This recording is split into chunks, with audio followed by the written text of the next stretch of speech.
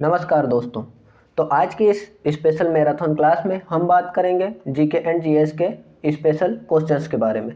Friends, आप सभी की बहुत ज़्यादा डिमांड आ रही थी कि सर आप जो जीके से संबंधित क्वेश्चंस हैं उसकी एक क्लास और लाइए। तो ये उसी का पार्ट 2 है। फ्रेंड्स, अगर आपने फर्स्ट वीडियो नहीं देखी तो उसे जाकर देखिए, वो आपकी एग्ज़ाम के लिए बहुत ही ज़्यादा इम्पोर्टेंट रहने वाली है। और इस क्लास में भी अंत तक बने रहिए ताकि आपसे कोई भी क्वेश्चंस मिस ना हो। चलिए फ्रेंड्स, हम चलते हैं क्लास की ओर। तो हमारा फर्स्ट क्वेश्चन है, मीनाक्षी मंदिर कहाँ स्थित है। मीन्स फ्रेंड्स, मीनाक्षी मंदिर के बारे में बहुत ही बार क्वेश्चन आपके एग्जाम्स में रिपीट हुआ है और जो साउथ इंडिया के जो जितने भी मंदिर हैं उनसे आपके एग्जाम्स में क्वेश्चन बार बार आते रहते हैं, आपने भी देखे होंगे। तो फ्रेंड्स, यहाँ पर मीनाक्षी मंदिर की बात हुई है तो हमारे ऑप्शंस हैं आंध्र प्रदेश, तमिलनाडु, महाराष्ट्र, केरल।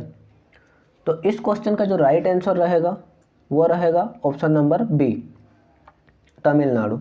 सो जो मीनाक्षी मंदिर है वो तमिलनाडु में स्थित है। अब अगर हम बात करें अदर जो स्टेट्स के नाम यहाँ पर दिए गए हैं उनके मंदिर्स की, तो वहाँ पर कौन से मंदिर स्थित है। जैसे यहाँ पर फर्स्ट ऑप्शन है आंध्र प्रदेश, तो आंध्र प्रदेश में है फेमस मंदिर तिरुपति बालाजी मंदिर। वहीं अगर बात करें तमिलनाडु की तो मीनाक्षी मंदिर हमने देख ही लिया यहाँ पर। अगर बात करें महाराष्ट्र की तो महाराष्ट्र का एक फेमस मंदिर जो आपके एग्जाम्स में बार बार आता है वो है सिद्धि विनायक मंदिर। तो सिद्धि विनायक मंदिर महाराष्ट्र का बहुत ही ज़्यादा फेमस मंदिर है और ये महाबलेश्वर में स्थित है।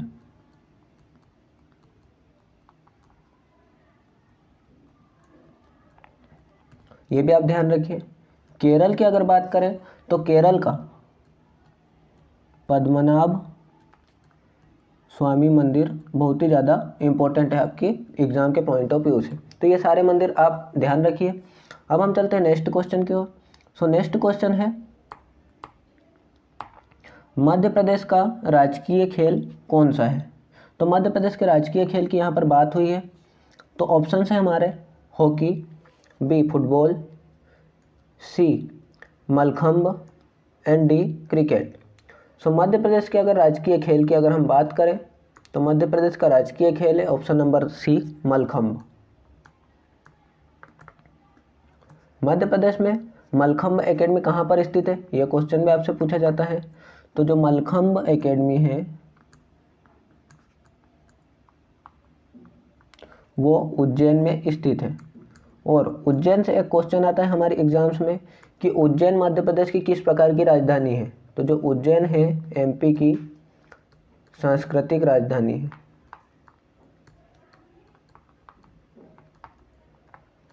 उज्जैन के मंदिर के बारे में भी क्वेश्चन आ सकते हैं कि उज्जैन में कौन कौन से मंदिर। तो महाकालेश्वर मंदिर जो कि एमपी का जो हमारा ज्योतिर्लिंग है, एमपी में 2 ज्योतिर्लिंग से हैं जिसमें से महाकालेश्वर एक ज्योतिर्लिंग है जो कि उज्जैन में स्थित है। और वहीं गोपाल मंदिर भी वहाँ का एक फेमस मंदिर है जो कि आपके एग्जाम्स में पूछा गया है। गोपाल मंदिर किसने बनाया था, तो सिंधियाओं के द्वारा बनवाया गया था। इसी प्रकार से उज्जैन किस नदी के किनारे स्थित है, ये क्वेश्चन आता है। तो जो उज्जैन है वो क्षिप्रा नदी के किनारे स्थित है। ये एमपी के क्वेश्चंस आपसे पूछे जा सकते हैं, कौन सा मंदिर या कौन सा शहर कौन सी नदी के किनारे स्थित है। तो मलखंब एकेडमी जो है उज्जैन में स्थित है। अब हम चलते हैं नेक्स्ट क्वेश्चन की ओर। नेक्स्ट क्वेश्चन है, हरित क्रांति का संबंध किससे है। फ्रेंड्स, ये क्रांतियों से भी आपके एग्जाम्स में क्वेश्चन आए हैं। तो ऑप्शन है खाद्यान्न उत्पादन से, बी तिलहन उत्पादन से, सी मत्स्य उत्पादन से एंड डी झींगा उत्पादन से। तो इस क्वेश्चन का जो सही आंसर रहेगा वो रहेगा ऑप्शन नंबर ए, हरित क्रांति जो है वो खाद्यान्न उत्पादन से संबंधित है। अब अगर बात करें इसके ऑप्शंस की तो ऑप्शंस जो दिए गए हैं उसमें तिलहन उत्पादन भी है। जो तिलहन उत्पादन है वो पीली क्रांति से संबंधित है, पीली क्रांति तिलहन उत्पादन के लिए थी। वहीं अगर बात करें मत्स्य उत्पादन की तो मत्स्य पालन जो है वो नीली क्रांति के नाम से जाना जाता है, नीली क्रांति के अंतर्गत हुआ था। झींगा उत्पादन की बात करें तो झींगा उत्पादन गुलाबी क्रांति के नाम से जाना जाता है, या गुलाबी क्रांति में झींगा उत्पादन हुआ था। यहाँ पर हरित क्रांति जो खाद्यान्न उत्पादन से संबंधित है। चलते हैं नेक्स्ट क्वेश्चन की ओर। फ्रेंड्स, आप सिर्फ एक क्वेश्चन को ना देखें, उसके साथ जो हम ऑप्शन डिस्कस कर रहे हैं उन पे भी ध्यान दीजिए, क्योंकि जो ऑप्शंस हैं वो भी आपकी एग्ज़ाम में ध्यान में रखते हुए हमने इसमें इंक्लूड किए हैं। और अगर आप चैनल पर नए हैं तो चैनल को सब्सक्राइब कर दीजिए, क्योंकि आप वीडियो को देखते तो हैं लेकिन चैनल को सब्सक्राइब नहीं करते हैं। अगर आप चैनल को सब्सक्राइब करेंगे तो आपकी अदर जो एग्ज़ाम्स हैं उनके लिए भी हम मैराथन क्लासेस लेकर आ रहे हैं, जो कि आपके लिए बहुत ही ज़्यादा इंपॉर्टेंट रहने वाली है। तो फ्रेंड्स, इसी तरह से हम आप लोगों के लिए मेहनत करते रहेंगे, लेकिन आप भी एक कमेंट और एक लाइक और सब्सक्राइब चैनल को ज़रूर कीजिएगा, ताकि हमें भी उससे मोटिवेशन मिले। हमारा नेक्स्ट जो क्वेश्चन है वो है, नोबेल पुरस्कार प्राप्त करने वाली प्रथम भारतीय महिला कौन थी? नोबेल पुरस्कार प्राप्त करने वाली प्रथम भारतीय महिला की बात करें तो ऑप्शंस हैं। Option A Indira Gandhi, B Mother Teresa, C Arti Saha और डी लीला सेठ। तो इस क्वेश्चन का जो रियल आंसर रहने वाला है वो है ऑप्शन नंबर बी। नोबेल पुरस्कार प्राप्त करने वाली प्रथम भारतीय महिला जो थी वो थी मदर टेरेसा। क्वेश्चन आपके एग्जाम के पॉइंट ऑफ व्यू से बहुत ही ज़्यादा इंपॉर्टेंट है। और अगर हम बात करें अदर ऑप्शंस की, तो अदर ऑप्शंस में है इंदिरा गांधी, जो कि आप सभी को पता है भारत की प्रथम महिला पीएम थी, मीन्स भारत की प्रथम महिला प्रधानमंत्री थी। वहीं अगर बात करें आरती साहा की, तो जो आरती साहा थी वो इंग्लिश चैनल पार करने वाली, इंग्लिश चैनल जो कि समुद्र में स्थित है एक इंग्लिश चैनल करके, तो इंग्लिश चैनल को पार करने वाली प्रथम महिला थी आरती साहा। वहीं अगर बात करें लीला सेठ की, तो लीला सेठ थी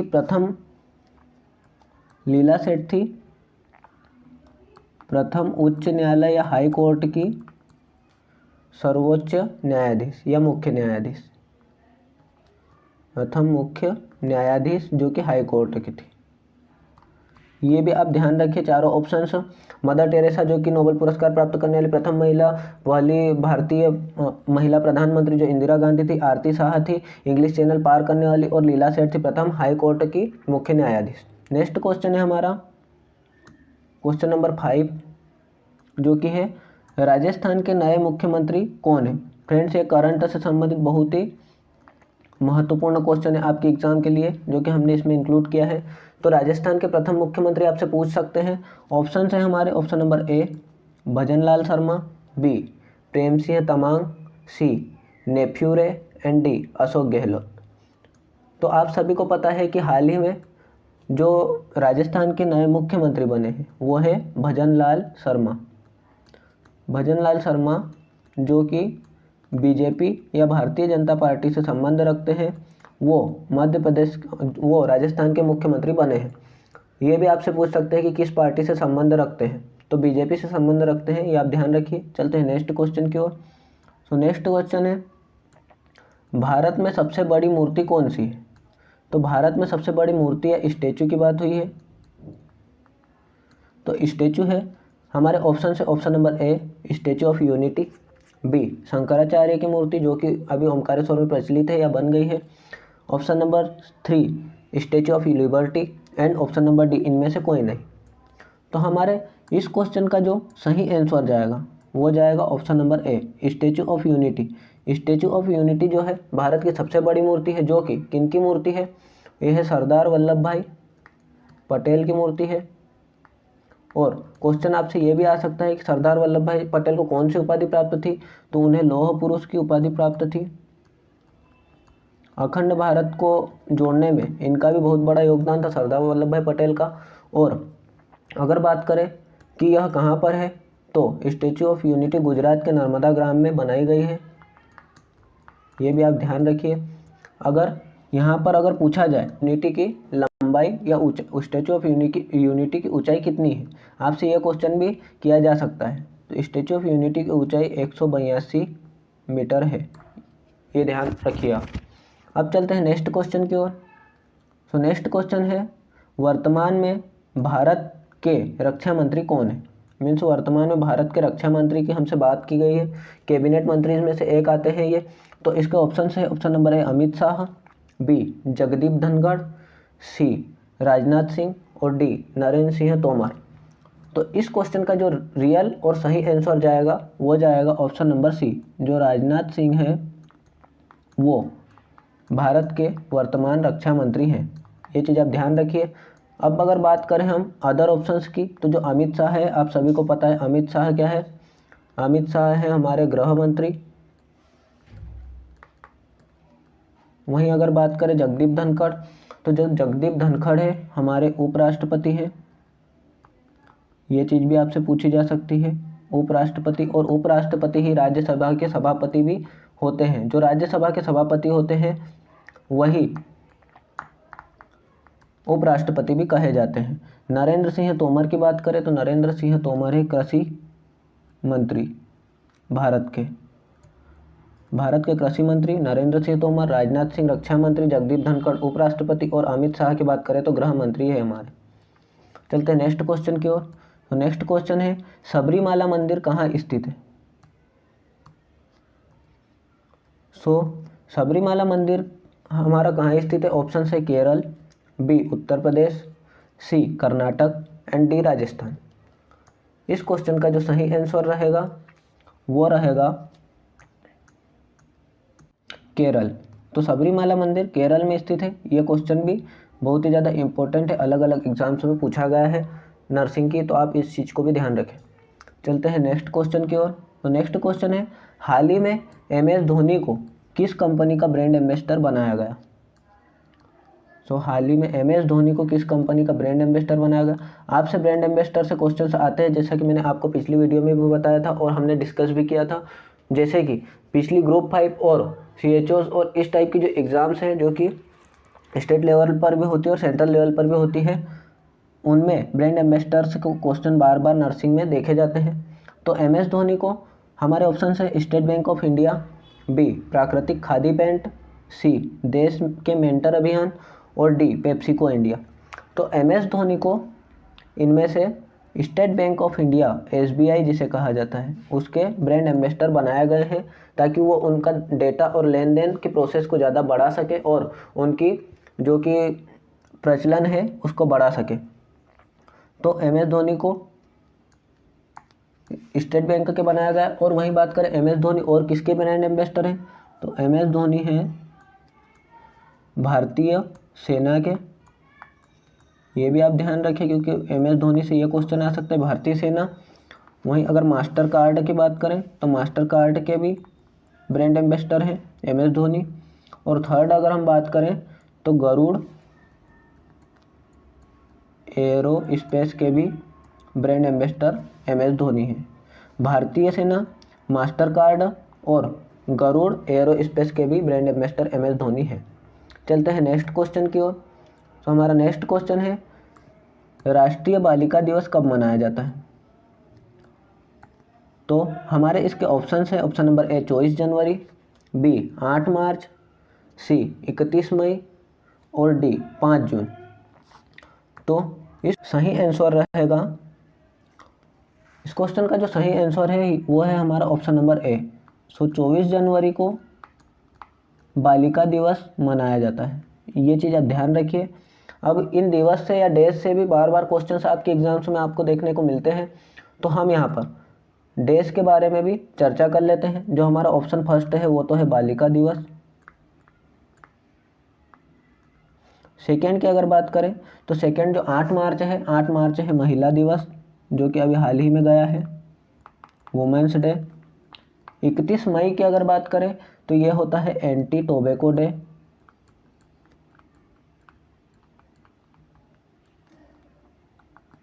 वहीं अगर बात करें 5 जून की, तो 5 जून को आप सभी को पता है विश्व पर्यावरण दिवस मनाया जाता है।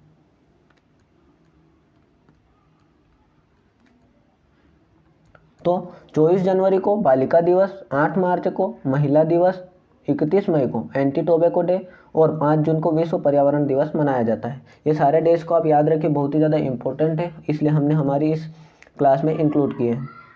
नेक्स्ट है मसाला उत्पादन से संबंधित है। तो मसाला उत्पादन से कौन सी क्रांति संबंधित है? हमने पहले भी क्रांतियों के बारे में डिस्कस किया था। तो हमारे ऑप्शन हैं ए हरित क्रांति, बी बादामी क्रांति, सी गुलाबी क्रांति और डी इनमें से कोई नहीं।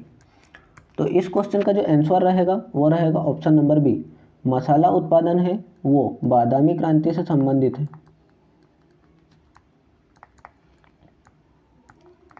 अब अगर बात करें अदर ऑप्शंस की, तो जैसे हरित क्रांति हमने पहले भी बात की थी, खाद्यान्न उत्पादन से संबंधित है। वहीं अगर बात करें गुलाबी क्रांति जो कि झींगा उत्पादन से, हमने पहले भी बात की है, झींगा उत्पादन से संबंधित है। तो हरित क्रांति खाद्यान्न उत्पादन, बादामी क्रांति जो है मसाला उत्पादन और गुलाबी क्रांति झींगा उत्पादन से संबंधित है। सारी क्रांतियों को आप एक नोटबुक में नोट करिए ताकि आपके एग्जाम्स में आपको हेल्प मिल सके। चलते हैं नेक्स्ट क्वेश्चन की ओर। नेक्स्ट क्वेश्चन है, गुजरात का प्रमुख नृत्य कौन सा है? तो नृत्य से भी आपके एग्जाम में बार बार क्वेश्चंस आते हैं। फ्रेंड्स, आप हमारी सीरीज में देख ही रहे होंगे वीडियो में कि हमने सारे उन्हीं क्वेश्चन को इंक्लूड किया है जो कि आपकी एग्जाम के प्रोस्पेक्टिव से बहुत ही ज़्यादा इंपॉर्टेंट रहने वाले हैं। उन्हीं टॉपिक्स को हमने इंक्लूड किया है जो कि इम्पोर्टेंट है।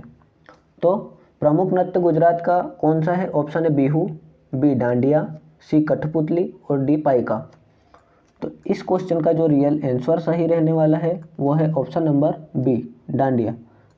फ्रेंड्स, गुजरात का एक महत्वपूर्ण डांस है डांडिया, और एक और डांस है जो कि है गरबा। ये दोनों डांस आप ध्यान रखिए, बहुत ही ज़्यादा इम्पोर्टेंट है, गुजरात से संबंधित। और बात करें बिहू की, तो बिहू असम में मनाया जाने वाला है, असम का डांस है। कठपुतली की अगर बात करें तो कठपुतली राजस्थान का डांस है। और अगर बात करें पाइका की, तो जो पाइका है झारखंड का डांस है। पाइका झारखंड, कठपुतली राजस्थान, डांडिया गुजरात, गरबा गुजरात और बिहू जो है असम का डांस है। सारे डांस इंपॉर्टेंट है, आप ध्यान से इनको पढ़िएगा। नेक्स्ट क्वेश्चन है क्वेश्चन नंबर 13, दक्षिण अमेरिका की सबसे बड़ी नदी कौन सी है? फ्रेंड्स, नेशनल और ग्लोबल दोनों प्रकार की जियोग्राफी से आपकी एग्जाम में क्वेश्चन आते हैं, तो ये भी आप ध्यान रखिए। दक्षिण अमेरिका की सबसे बड़ी नदी कौन सी है? अमेजोन नदी, पराना नदी, पो नदी या कांगो नदी? सो इस क्वेश्चन का जो राइट आंसर है वो है ऑप्शन नंबर ए, जो अमेजोन नदी है। अमेजोन के जंगल भी वहीं पाए जाते हैं, अमेजोन नदी भी वहीं पाई जाती है। दक्षिण अमेरिका की सबसे बड़ी नदी अमेजोन नदी है। और वहीं अगर बात करें हम इसके ऑप्शंस की, जो अदर ऑप्शंस हैं, जैसे सेकेंड ऑप्शन है पराना नदी।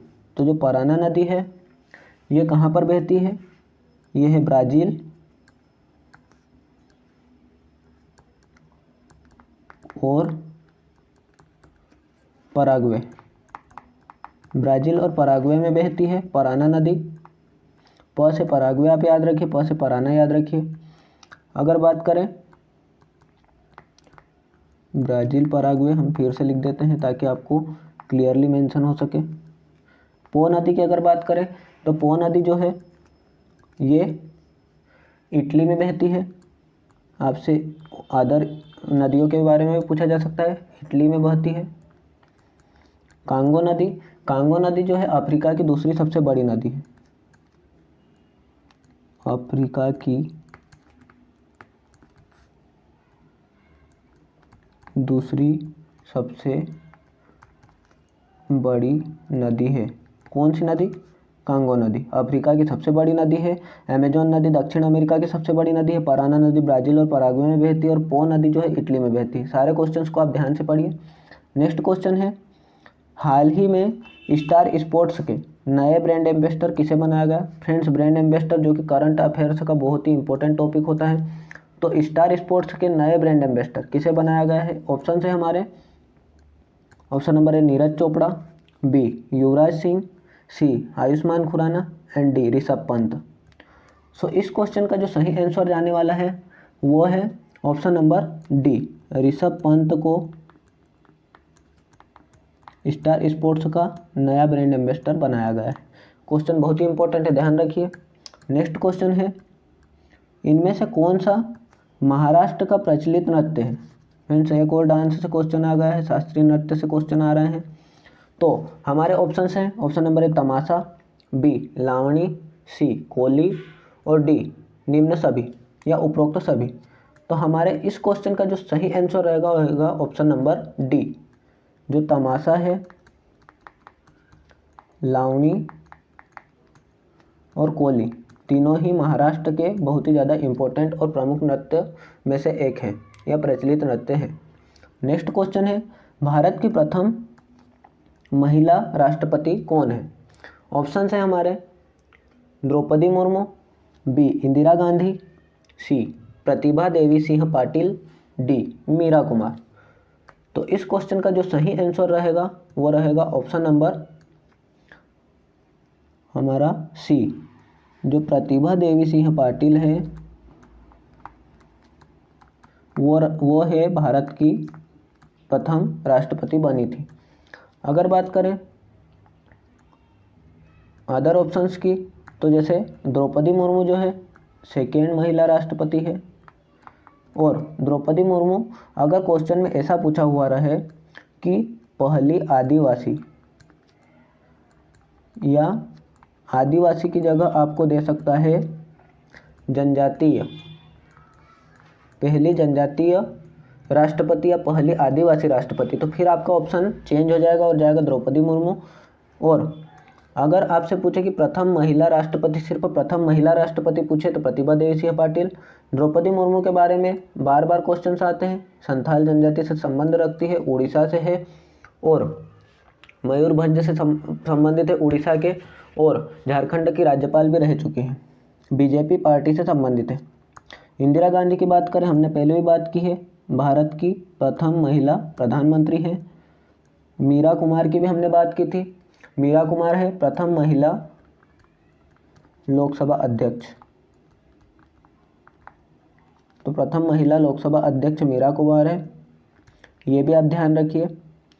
और प्रथम महिला प्रधानमंत्री इंदिरा गांधी, द्रौपदी मुर्मू दूसरी महिला राष्ट्रपति, और पहली जनजातीय राष्ट्रपति प्रतिभा देवी सिंह पाटिल पहली महिला राष्ट्रपति हैं।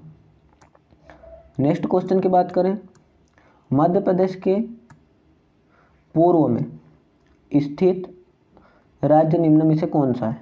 मीन्स मध्य प्रदेश के जो पूर्व में निम्नलिखित में से कौन सा राज्य स्थित है? हमारे ऑप्शन है Uttar Pradesh, B Rajasthan, C Maharashtra and D Gujarat. So इस क्वेश्चन का जो सही आंसर रहेगा वो रहेगा, मध्य प्रदेश के पूर्व की बात हुई है तो पूर्व में हमारे जो है वो यहाँ पर ऑप्शंस में, वो यहाँ पर हमने ऑप्शंस में इंक्लूड ही नहीं किया है। वो इसलिए नहीं किया है क्योंकि हम आपको सारे मध्य प्रदेश के चारों जियोग्राफिकल एरियाज़ को समझाना चाहते हैं, इसलिए चारों साइड के हमने राज्यों को यहाँ पर इंक्लूड किया है, लेकिन जो पूर्व में है उसको हमने यहाँ इंक्लूड नहीं किया है। तो पूर्व की अगर बात करें तो ये चारों नहीं होंगे, यहाँ पर पूर्व में होगा छत्तीसगढ़। मध्य प्रदेश के पूर्व में छत्तीसगढ़ राज्य है, और यह मध्य प्रदेश से ही अलग हुआ था सन 2000 में, इसे भी आप ध्यान रखिए।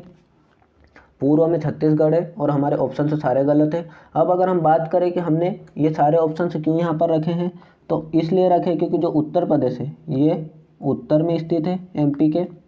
राजस्थान की बात करें तो राजस्थान उत्तर पश्चिम में स्थित है, उत्तर पश्चिम मीन्स पश्चिम में भी थोड़ा स्थित है और उत्तर में भी स्थित है आधा।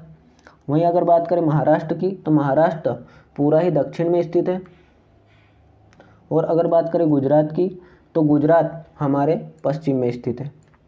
तो ये सारे ऑप्शंस इसलिए रखे थे ताकि आपको सारे राज्यों की हम जियोग्राफिकल एरिया बता सकें। और जो पूर्व की बात करें तो पूर्व में छत्तीसगढ़ है। तो सारा ही आप लोगों के लिए इम्पोर्टेंट है, इस चीज़ों को भी ध्यान में रखिए। अगर हम बात करें, आपको मैप से समझाने की कोशिश करेंगे ताकि आप लोगों को याद रहे। तो जैसे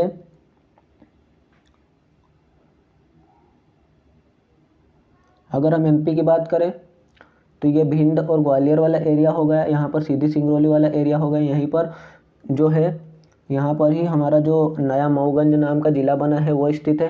यहीं अगर बात करें, यहाँ पर छिंदवाड़ा बना हुआ है, इससे ही पांडुरना यहाँ पर नया ज़िला बना हुआ है। यहाँ पर झाबुआ अलीराजपुर है, और ऊपर की बात करें नीमच मंदसौर है, यहाँ पर निमाड़ वाला क्षेत्र है, यहाँ पर मालवा वाला क्षेत्र है, और यहीं पर हमारी राजधानी भोपाल है। अब अगर बात करें कि इस एमपी के मैप से हम देखें